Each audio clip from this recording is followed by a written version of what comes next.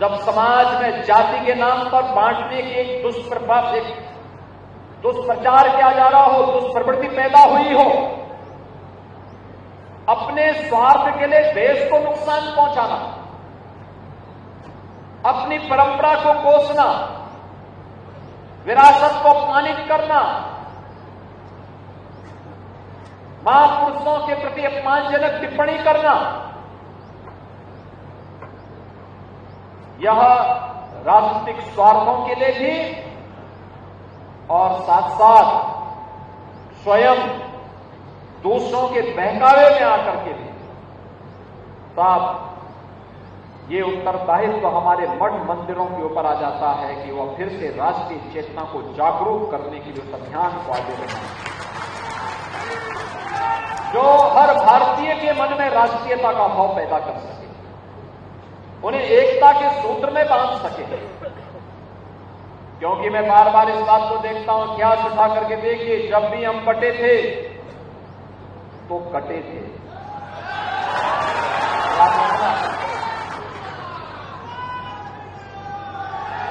एक थे तो नेक थे। अभी यहां पर हम लोग मंच पर हर भारतीय के मन में भारतीयता का भाव आना चाहिए।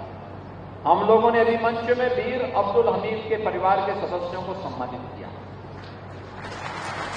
भारत का परमवीर चक्र भारत माता के सपूत को प्राप्त हुआ, जिन्होंने 1965 के युद्ध में दुश्मन देश पाकिस्तान को नागों चनी चबाने में भारत माता के पुत्र के रूप में दायित्व का निर्वहन किया।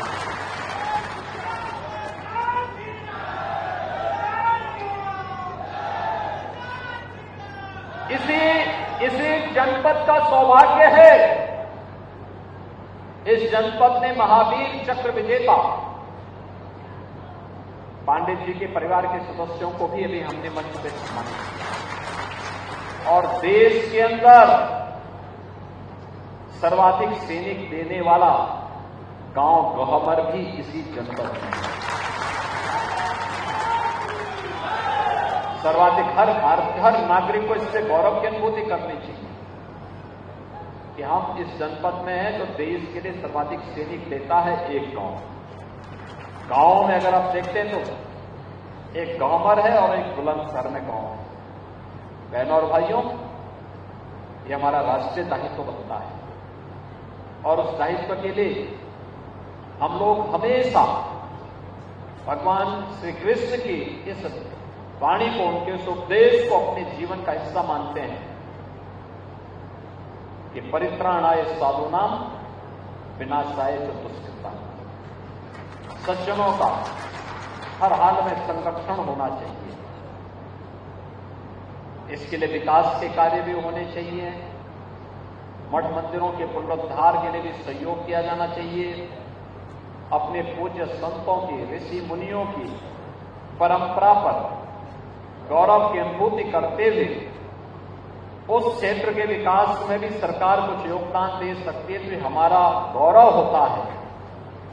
संस्कृत के शिक्षा के प्रचार प्रसार में योगदान देने के लिए सरकार पूरी प्रतिबद्धता के साथ कार्य कर रही है, लेकिन साथ साथ अपराध और अपराधियों, माफिया और माफिया प्रवृत्ति के तत्वों के लिए जीरो टॉलरेंस की नीति के तहत भी कार्य करने का कार्य सरकार कर रही है,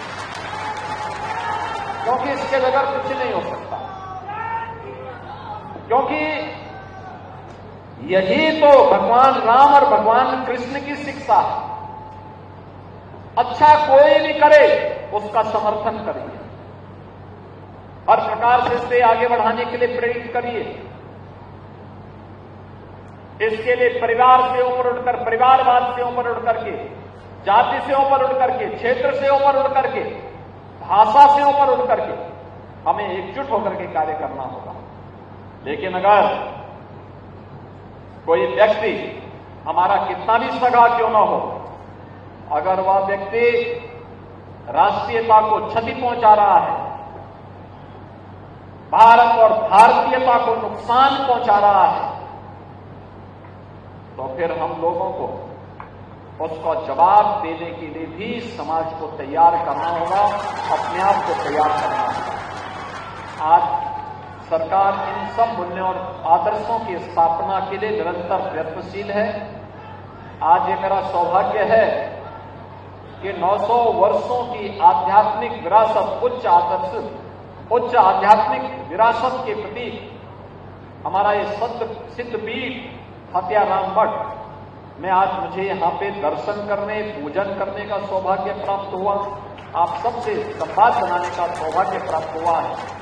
मैं आज के इस अवसर पर इस पीठ के पूज्य पीठाधीश्वर, महामंडलेश्वर पूज्य स्वामी श्री भवानी नंदन यति जी महाराज और उनसे जुड़े हुए सभी शिष्यों का मैं हृदय से आभारी हूं कि उन्होंने आज के इस आयोजन के लिए यहाँ पर एकत्र रहे और इस आयोजन में मुझे देवी भगवती मां परम्बा बुढ़िया माई का दर्शन करने का सौभाग्य उन्होंने दिया है।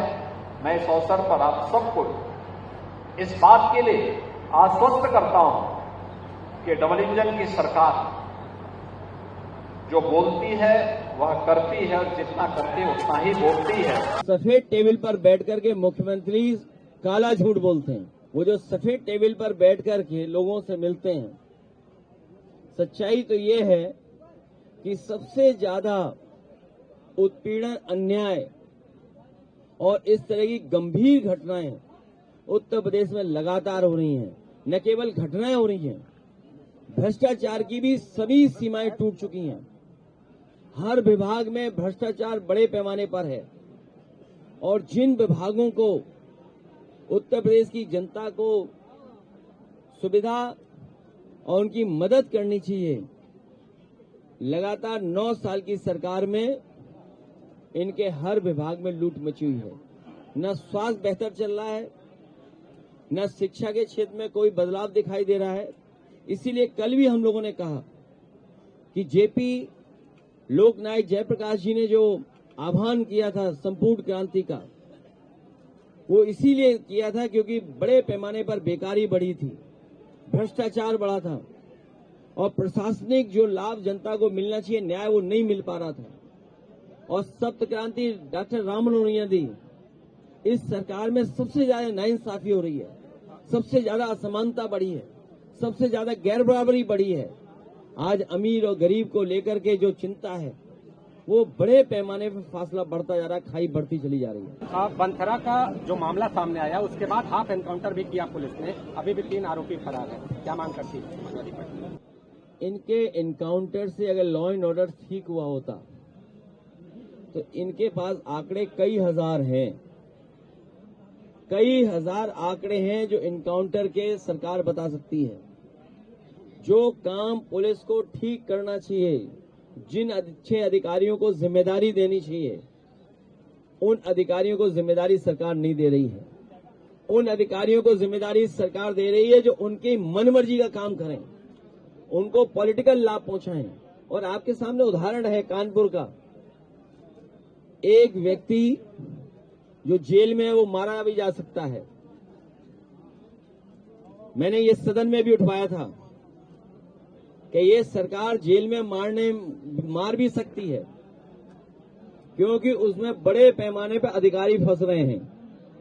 बड़े बड़े अधिकारियों के आपस में खींचतान मची हुई है, बड़े लेवल के अधिकारियों में, और उसका परिणाम यह है कि अभी भी सरकार छिपाने में लगी है।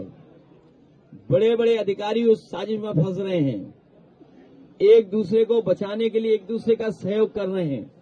क्या आप कल्पना कर सकते हैं कि एक लेखपाल संपत्ति हो और जो सूची निकल कर आ रही है, तहरीरें आ रही हैं, सुनने में आया 100 से ज्यादा तहरीर थाने में पहुंच चुकी हैं, लेकिन अभी भी एफआईआर दर्ज नहीं हुई है।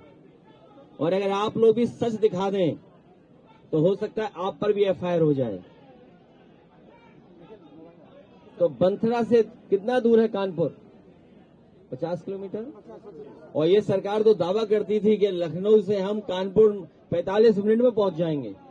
सोचिए, जो सरकार 45 मिनट में दावा कर रही थी पहुंचने का, वो अधिकारियों को बचाने के लिए या बड़े बड़े अपराधियों को बचाने के लिए कोई भी कदम उठा रही है सरकार, तो उससे क्या उम्मीद करोगे आप?